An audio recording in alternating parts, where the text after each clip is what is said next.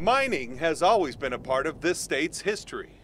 And the Gibson family history. Fred Gibson Sr. worked as a mining engineer, which led to his becoming founder of the American Pacific Corporation. As a family and as a business, we always supported the primary industry in the valley and in the state. And mining was one of the primary industries, and of course the family history came out of the mining industry. But it was critical to us to see diversification of the economy. It's a legacy his grandson and former Henderson mayor Jim Gibson was happy to inherit. Members of this family have been a part of the active efforts to attract business here, in addition to growing everything we could out of the beginnings, the WECO and eventually the American Pacific business. American Pacific has facilities in 3 countries, but has always been headquartered right here in Nevada. Among other things, the company makes active pharmaceutical ingredients, water treatment equipment, fire extinguishing agents, and even liquid propulsion systems used for spaceflight. Jim, an attorney, has represented the company in many important cases. Now he is the president and CEO of Vegas.com. Uncle John chairs the board of directors. So it has always been very much a family business. We became a public company in early 1970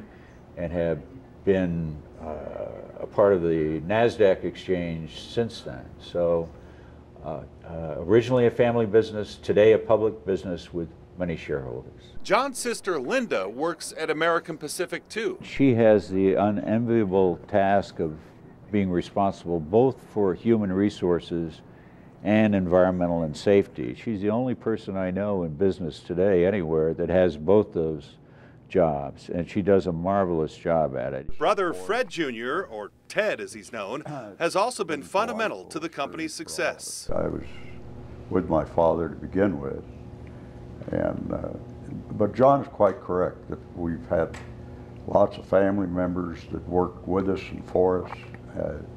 It's been a delightful experience for all of us, I think, and without an exception. I think everyone that in the family understood their responsibility as part of the family and acted accordingly. Fred certainly did his part by initiating some of the company's groundbreaking research. And that really is the basis for our existence. That electrode replaced platinum metal, and it made it possible for the Defense Department and others to make rockets and missiles and the fuel for it at a very substantially lower cost. So the answer, that's a long answer to your question, but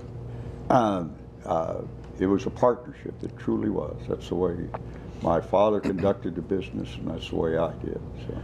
Ted's being modest. Actually, there were patents granted in his name, and they formed the basis of the company. And in fact, when I was a student in college in the summertime, we were working to perfect the test that supported the patent.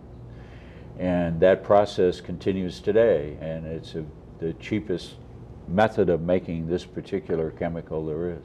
And despite all of that success, the Gibson family has remained modest and intensely loyal. They're not a family who are out there trying to convince people how good they are, how much they've done.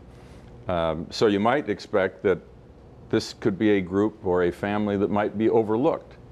And in some sense, I've been proud and honored to be a part of this recognition, because I think it's something that they've earned. I'm a beneficiary, but I think they and my grandfather really earned. So we're very proud of the legacy that my father started. A family with 4 children moved here in 1936. And today, I've lost count, but there are over 100 of us in the family in the Las Vegas Valley. We're very proud of our participation in the community and contribution to the economy of the state. Fred Sr. passed away years ago. His family thinks he would be very proud to be in the Business Hall of Fame, but uncomfortable about being in the limelight. He'd probably be at work, and we'd be sitting here. No, he'd be amazed, I know.